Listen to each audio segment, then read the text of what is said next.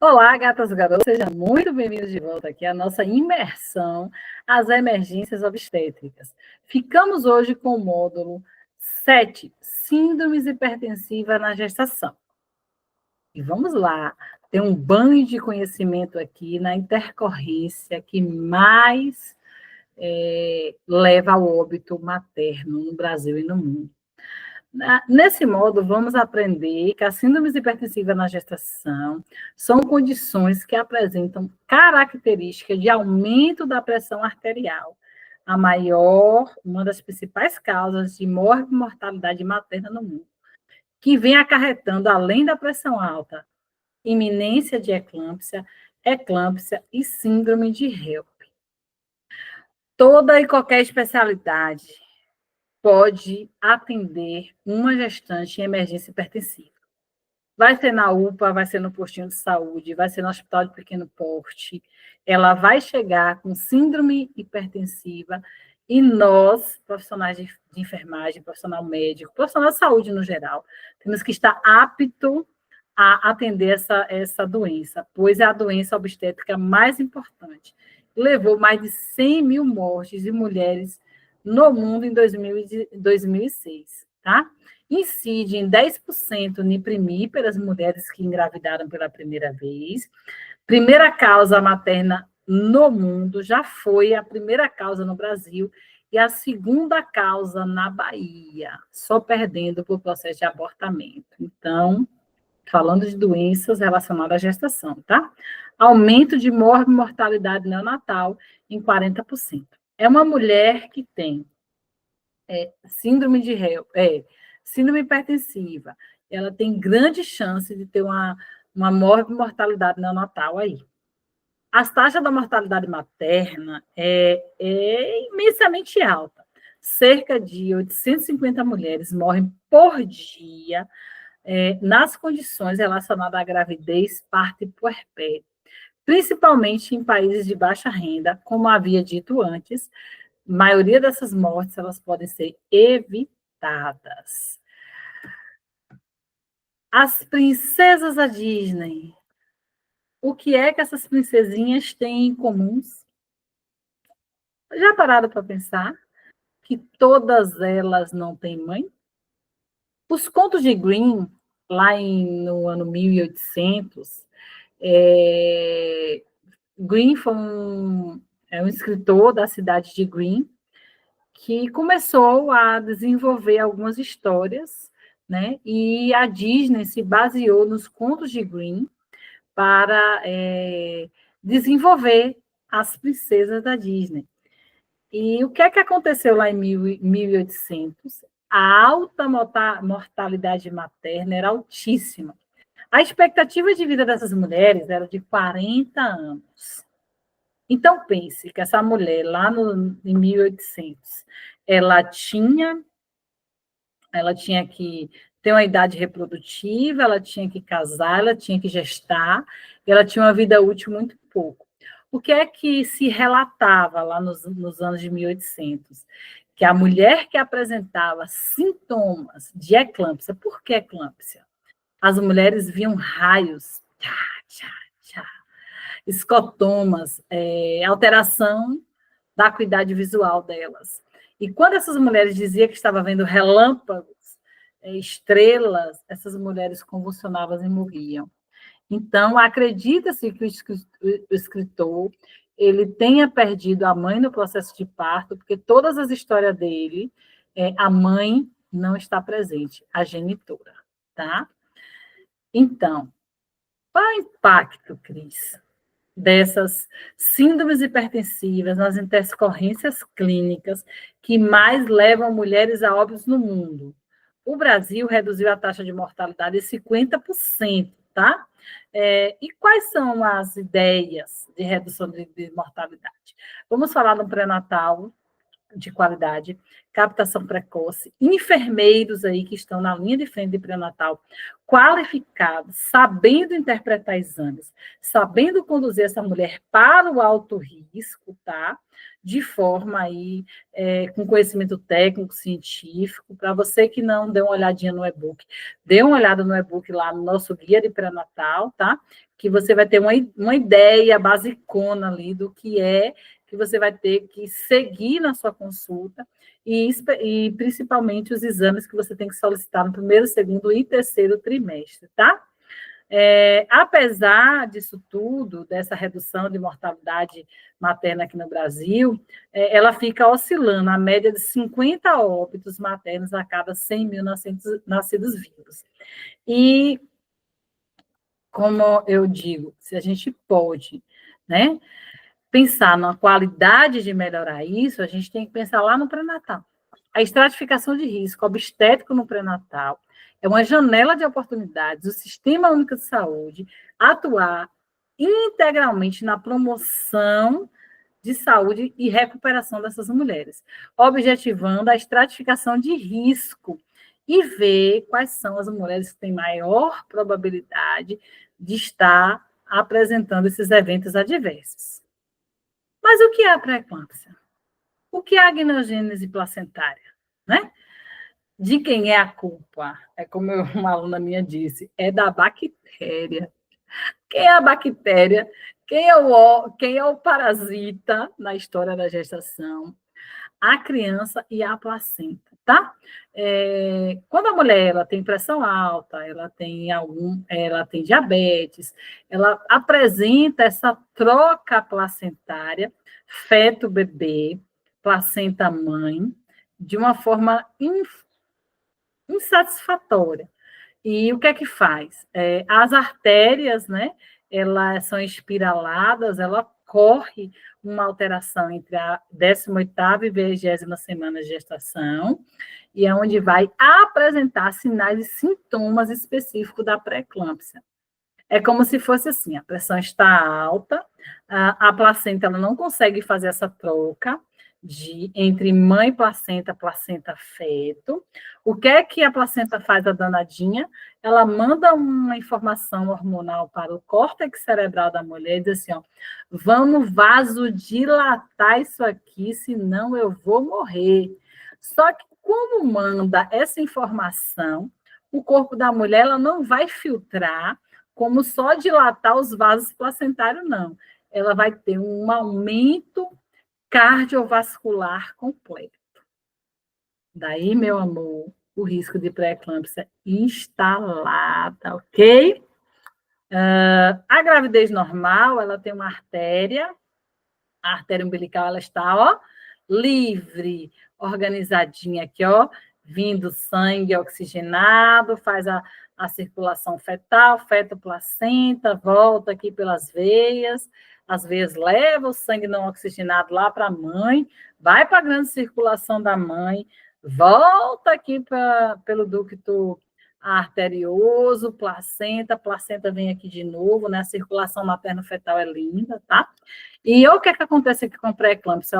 Ela faz umas curvinhas, umas ondinhas aqui, a artéria ela fica espiralada. Como é que eu vou ter um fluxo aqui arterial importante aqui, ó?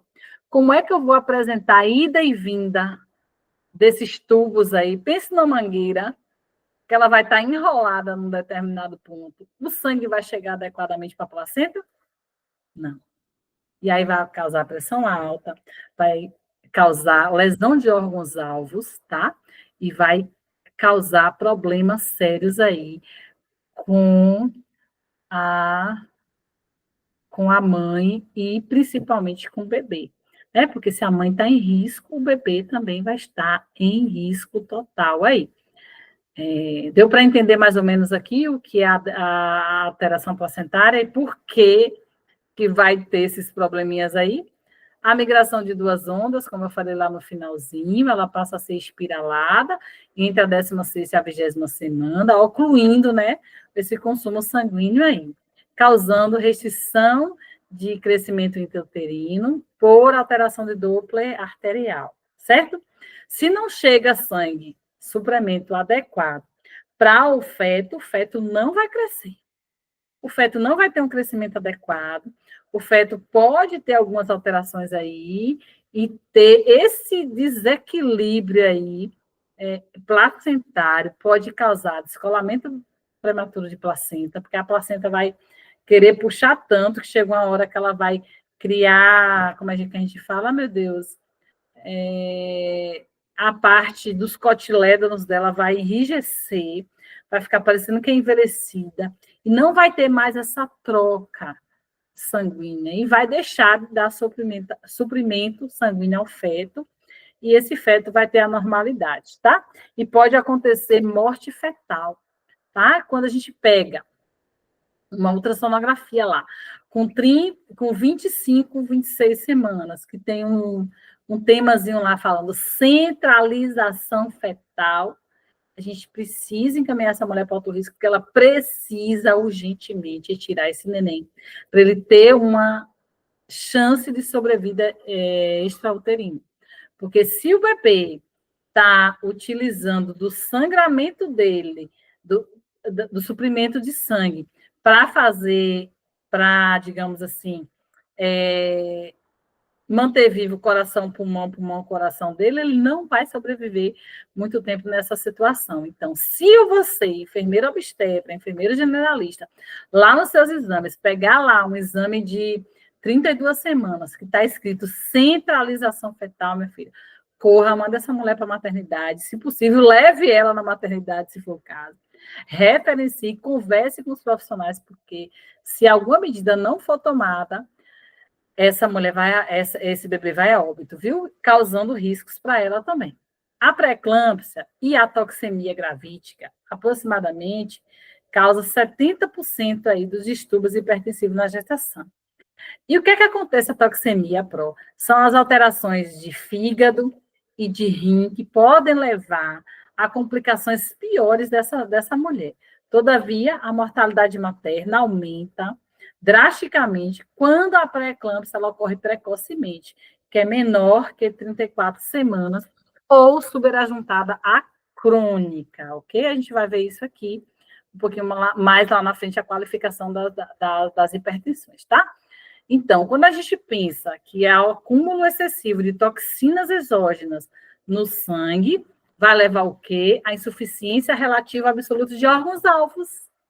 Ou seja, essa mulher vai ter uma sobrecarga cardíaca, essa mulher pode desenvolver insuficiência renal aguda e hemodiálise, tá? Então, a gente tem que estar, tô de olho na senhora, porque é muito complicado. Condições clínicas e identificação de fatores de risco da gestação atual, tá?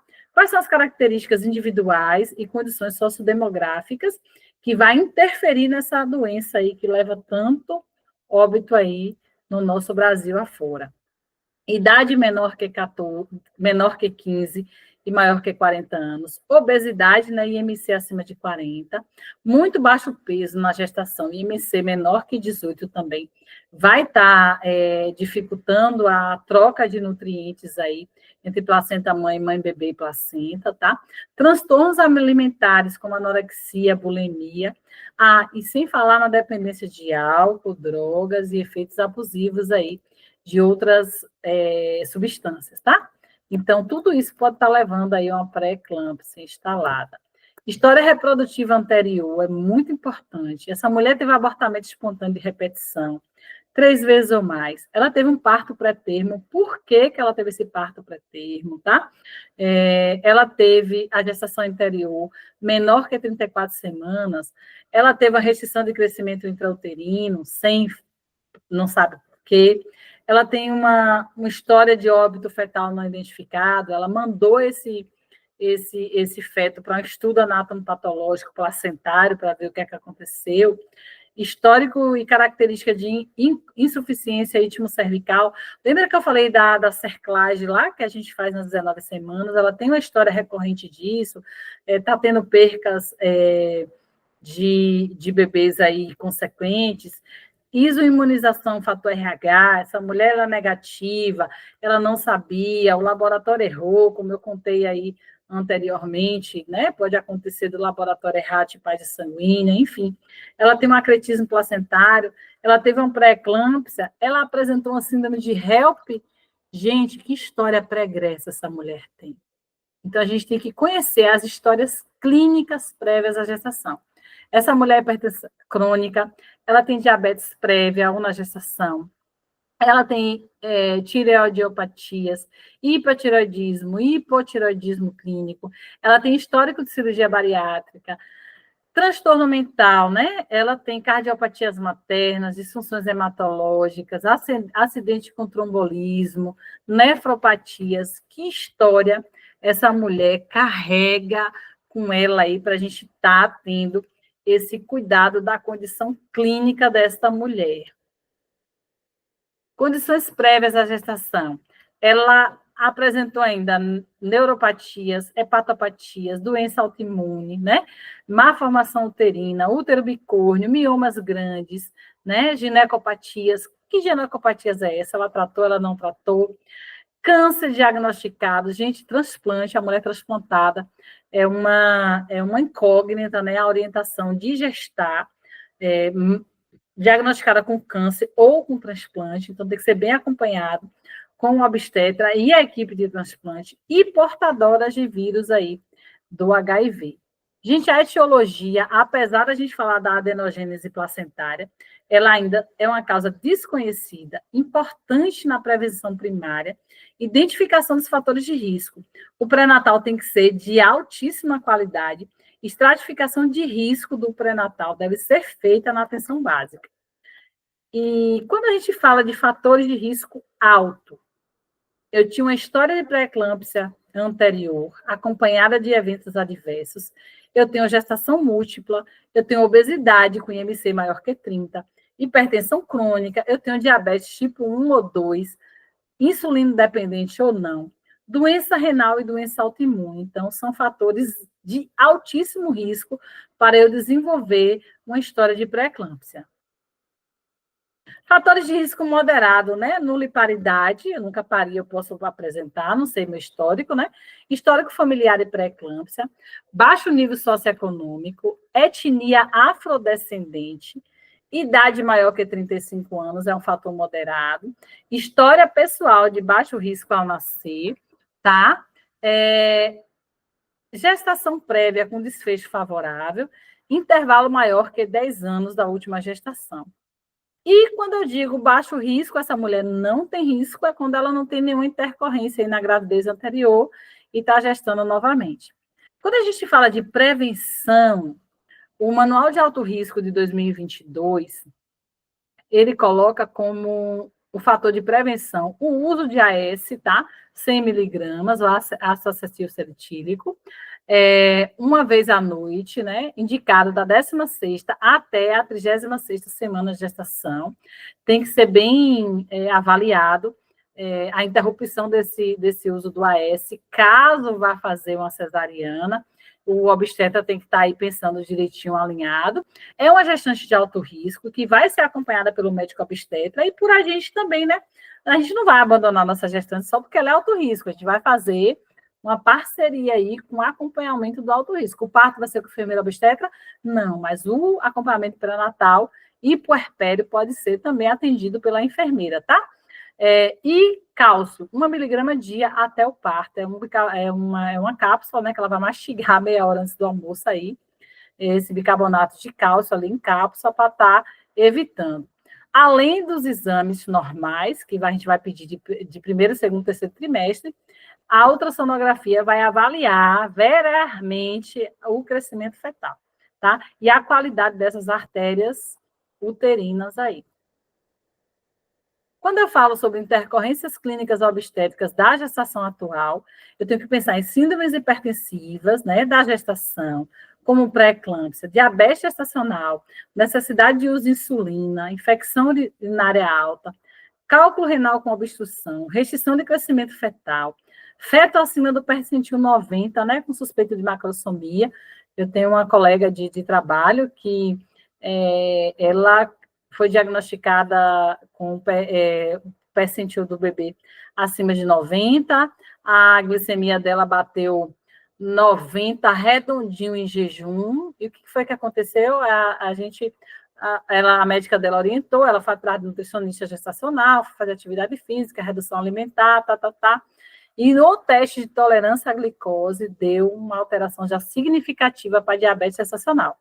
E tentou fazer o acompanhamento de alimentação e tal. Quando foi essa semana, ela disse: Cris, a médica passou a insulina. Ela veio para minha consulta já com a informação que ela ia utilizar a insulina NPH 4 unidades até o parto. Então, é uma gestante que fez um percentil 90, que deu uma glicemia redondinha em 90, e quando a gente fez a avaliação do perfil glicêmico, né, que ela fazia em casa, estava sempre acima de 95 em jejum. Então, a diabetes gestacional já estava instalada, um feto macrossômico acima com percentil 90, e aí já entrou com insulina, tá? Qual é o risco dessa minha paciente? Ela tem oligodraminia, polidramia, e a gente tem que estar acompanhando ela certinha. Ela até falou: ai, Cris, eu fui me depilar e eu vi que eu estava sangrando de repente, corri ali, queria ir na maternidade. Quando eu pedi meu esposo para olhar,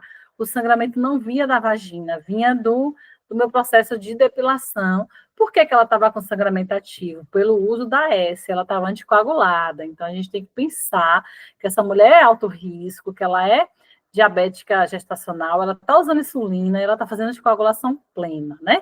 Então, tem que pensar aí que ela é um risco alto aí para pré-eclâmpsia, para eclâmpsia, né? Pré-eclâmpsia e eclâmpsia. Temos que pensar na insuficiência cervical, suspeita de acretismo placentário ou placenta prévia. Vamos falar um pouquinho aqui sobre os 10 pontos importantes na estratificação do risco obstétrico, né? Não a alta da gestante. A mulher, ela vem para mim fazendo planejamento familiar, ela pensa em engravidar, a gente vai fazer os exames pré-concepção, a gente vai inserir o metilfolato de ácido fólico de 60 a 90 dias antes da gestação. Né? Essa mulher é acompanhada pela equipe, né, de agente comunitário de saúde, técnico de enfermagem, médico e enfermeiro, né? E a gente tem que pensar no perfil, se ela tem perfil de risco a oferecer ou não, ou se essa mulher vai precisar de assistência especializada. A estratificação de risco é contínua, realizada em todo atendimento, desde a primeira visita do pré-natal até, né, a equipe assistente que pode buscar aí as situações de risco. O compartilhamento do cuidado entre as equipes especializadas, o médico ou o médico obstetra, tá? Para nos ajudar a identificação de risco, estratificando, é o melhor dos melhores feedbacks que a gente pode ter, né, para a gente evitar problemas. A estratificação de risco é um critério que pode estar relacionado ao maior risco. Se a gente diagnostica essa gestante com risco de condição, né, elevada, que não seja habitual nessa gestação, o que é que a gente vai fazer? Vai ter uma comunicação adequada com essa mulher, com essa equipe assistencial, compartilhando principalmente a linha do cuidado. Eu, enfermeira, vou referenciar para o médico obstetra e vou estar compartilhando a linha do cuidado. Enfermeiro pode prescrever medicação? Não, né? Exceto algumas medicações preconizadas no pré-natal de baixo risco, a gente não vai poder passar insulina, a gente não vai poder passar remédio de pressão alta, a gente não vai poder. Quem vai poder fazer esse tratamento medicamentoso? O médico obstetra, se possível, especialista, tá? Em obstetrícia. Então, a equipe tem que se comunicar de forma clara e buscar, né, esse elo aí de comunicação de via dupla para a gente estar apoiando e acompanhando essa mulher. As gestantes de risco intermediário poderão ser acompanhadas na atenção primária com suporte de especialista obstétrico, tá? E a estratificação de risco vai ser toda a consulta, a gente vai estar estratificando, porque se ela sair dessa linha aí do médio risco para o alto risco, que depende de um matriciamento de rede compartilhado e responsabilização do cuidado, por exemplo, eu identifiquei que minha gestante está de alto risco, está usando AS, está usando carbonato, lá na minha cidade de Bonito. Vamos lá referenciar Bonito. Bonito tem centro cirúrgico? Não. Na minha região tem UTI neonatal? Não. Então, qual seria a possibilidade de referenciar essa mulher? Feira ou Salvador, onde tem UTI materna neonatal, para estar acompanhando esse processo aí de parto e nascimento, tá? Quanto maior o número de fatores de risco obstétrico individualizado, né? Fica mais, digamos assim, aumenta o risco e a gente tem que estar pensando que ela pode ter uma necessidade de uma alta complexidade, impactando em maior vigilância e cuidado.